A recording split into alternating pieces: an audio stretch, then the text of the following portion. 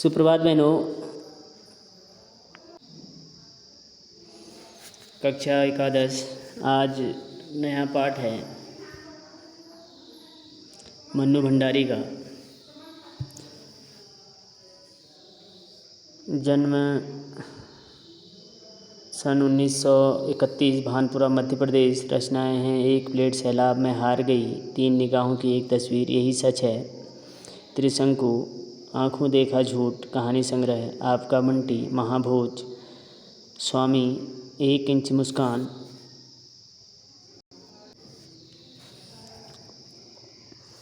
राजेंद्र यादव के साथ उपन्यास है। पटकथाएं हैं रजनी, निर्मला, स्वामी, दर्पण। सम्मान जो इन्हें प्राप्त किए हैं: रजनी हिंदी अकादमी दिल्ली का शिखर सम्मान इनको प्राप्त है। बिहार सरकार, भारतीय भाषा परिषद कोलकाता राजस्थान, संगीत नाटक अकादमी और उत्तर प्रदेश हिंदी संस्थान द्वारा पुरस्कृत। मन्नू भंडारी हिंदी कहानी में उस समय सक्रिय हुई जब नई कहानी आंदोलन अपने उठान पर था। नई कहानी आंदोलन छठा दशक में जो नया मोड़ आया, उसमें मन्नू जी का विशेष योगदान रहा। उनकी कहानियों में कहीं पारिवारिक जीवन, कहीं नारी जीवन और कहीं समाज के विभिन्न वर्गों के जीवन की विसंगतियाँ विशेष आत्मीय अंदाज में अभिव्यक्त हुई हैं। उन्होंने आक्रोश, व्यंग और संवेदना को मनोवैज्ञानिक रचनात्मक आधार दिया है, वह चाहे कहानी हो, उपन्यास हो या फिर पटकथा ही क्यों न हो। यहाँ पर आप मन्नू जी के द्वारा लिखित एक पटकथा पढ़ने जा रहे हैं। पटकथा यानी पट या स्क्रीन के लिए लिखी गई वह कथा रजत पट के लिए भी हो सकती है, टेलीविज़न के लिए भी। मूल बात यह है कि जिस तरह मंच पर खेलने के लिए नाटक लिखे जाते हैं, उसी तरह कैमरे से फिल्माए जाने के लिए पटकथाएं लिखी जाती हैं।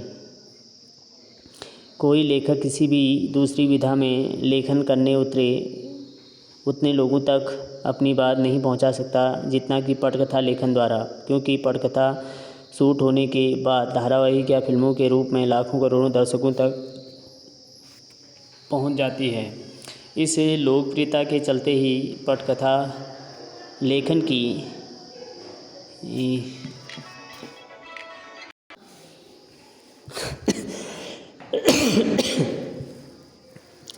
तथा पुस्तकों की पटकथा छपने लगी है। प्रस्तुत पाठ में रजनी धारावाहिक की एक बड़ी कड़ी दी गई जा रही है। रजनी पिछले सदी के 90 दशक का एक बहुचर्चित टीवी धारावाहिक रहा है। यह वह समय था जब हम लोग और बुनियाद जैसे सोप ओपेरा दूरदर्शन का भविष्य गढ़ रहे थे। बासु चटर्जी के निर्देशन में बने इस धारावाहिक की हर कड़ी अपने में स्वतंत्र और मुकम्मल होती थी और उन्हें आपस में गूंथने वाली सूत्र रजनी थी। हर कड़ी में यह जुझारू और इंसाफपरस्त स्त्री पात्र किसी न किसी सामाजिक राजनीतिक समस्या से जूझती नज़र आती थी। प्रस्तुत अंश की व्यवसाय बनती शिक्षा की समस्या की ओर हमारा ध्यान खींचता है। देखेंगे पाठ है रजनी। मध्यम वर्गीय परिवार के फ्लैट का एक कमरा नाटक है जो दिखाया जा रहा है। एक महिला रसोई में व्यस्त है, घंटी बजती है, बाईं दरवाज़ा खोलती है रजनी का प्रवेश। रजनी: लीला बहन कहाँ हो, बाजार नहीं चलना क्या? लीला रसोई में हाथ पोंछती हुई निकलती है। चलना तो था, पर इस समय तो अमित आ रहा होगा अपना रिजल्ट लेकर। आज उसका रिजल्ट निकल रहा है ना? चेहरे पर खुशी का भाव। रजनी: अरे वाह, तब तो मैं मिठाई खाकर ही जाऊंगी। अमित तो पढ़ने में बहुत इतना अच्छा है कि फर्स्ट आएगा, और नहीं तो सेकंड तो कहीं गया ही नहीं। तुमको मिठाई भी बढ़िया खिलानी पड़ेगी, सूजी के हलवे से काम नहीं चलने वाला, मैं अभी से बता देती हूँ। लीला हंसकर: नहीं नहीं, मैं तुम्हें अच्छी मिठाई ही खिलाऊंगी, मैंने पहले से ही मंगवा रखी है, केसरिया रसमलाई, अमित को बहुत पसंद है ना? रजनी: देखा, मुझे अपने घर में ही केसर की सुगंध आ गई थी। बाजार का तो मैं बहाना करके चली आई, वरना तुम तो मुझे काट ही देती। लीला: कैसी बात करती हो, मैं एक बार काट भी दूं, लेकिन अमित अपने मुंह में डालने से पहले रसमलाई लेकर तुम्हारे फ्लैट में दौड़ता। मैं कोई भी चीज़ घर में बनाऊं या बाहर से लाऊं, अमित जब तक तुम्हारे भोग नहीं लगा लेता हम लोग खा थोड़े ही सकते हैं। रजनी आंटी तो हीरो है उसकी। दोनों खिलखिलाकर हंसती हैं। रजनी, बहुत मेधावी बच्चा है। अमित, तुम देखना तो आगे जाकर क्या बनता है। लीला, बस सब तुम्हारा ही आशीर्वाद है। फिर घंटी बजती है। लीला एक तरफ से दौड़ते हुए दरवाज़ा खोलती है। अमित का प्रवेश। रोज़ की तरह भारी बस्ते की जगह एक हल्का सा थैला है। रजनी अमित को बाहों में भरने के लिए दोनों बाहें फैलाते हुए आगे बढ़ती है। कांग्रेचुलेसन अमित, बधाई देने के लिए रजनी आंटी पहले से मौजूद है। अमित का चेहरा उतरा हुआ है, पर दोनों में से अभी तक उस पर किसी का ध्यान नहीं गया। अमित आंसू भरी आंखों से थैले में से रिपोर्ट कार्ड निकालकर माँ की ओर फेंकते हुए, अमित, लो देखो क्या हुआ मेरे रिजल्ट का। मैंने कितना कहा था कि मैथ्स में भी मेरी ट्यूशन लगवा दीजिए, वरना मेरा रिजल्ट बिगड़ जाएगा। बस वही हुआ। मैथ्स में ही तो पूरे नंबर आ सकते हैं, रिजल्ट बिगड़ सकता है। रिपोर्ट रजनी देखने लगती है। लीला उसे अपनी बाहों में भरकर, पर तू तो सारे सवाल ठीक करके आया था। यहाँ आकर पापा के सामने भी तूने फिर से किया था अपना सारा पेपर। सब तो ठीक था। तेरे पापा ने नहीं कहा था कि 4-5 नंबर भले ही काट ले सफाई वफाई के, पर 95 तो तेरे पक्के हैं। रजनी रिपोर्ट देखते, पर मिले तो कुल 72 ही हैं। फिर दूसरे विषयों में नंबर पढ़ने लगती है। इंग्लिश में 86, हिस्ट्री में 80, सिविक्स में 88, हिंदी में 82, ड्राइंग में 90, सबसे कम मैथ्स में ही। अमित गुस्से और दुख से, कम तो होंगे ही, ट्यूशन नहीं लेने से मिलते हैं कहीं अच्छे नंबर।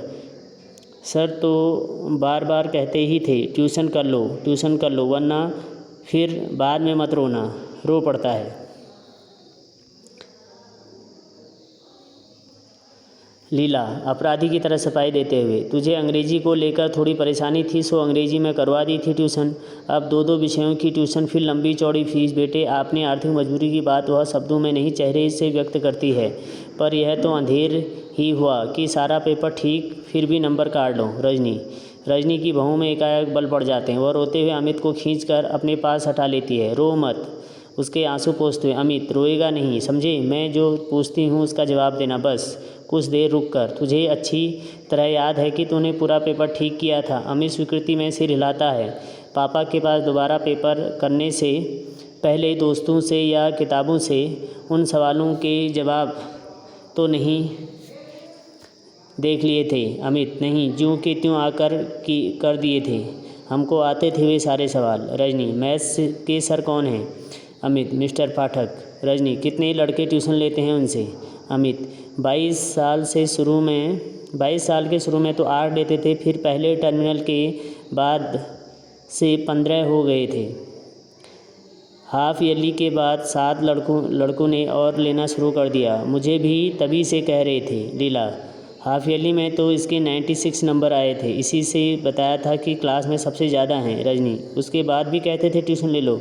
अमित, हाँ, कॉपी लौटाते हुए कहा था कि तुमने किया तो अच्छा है, पर यह तो हाफ ईयरली है, बहुत आसान पेपर होता है इसका। जो अब अगर ईयरली में भी पूरे नंबर लेने हैं तो तुरंत ट्यूशन लेना शुरू कर दो, वरना रह जाओगे। 7 लड़कों ने तो शुरू भी कर दिया था।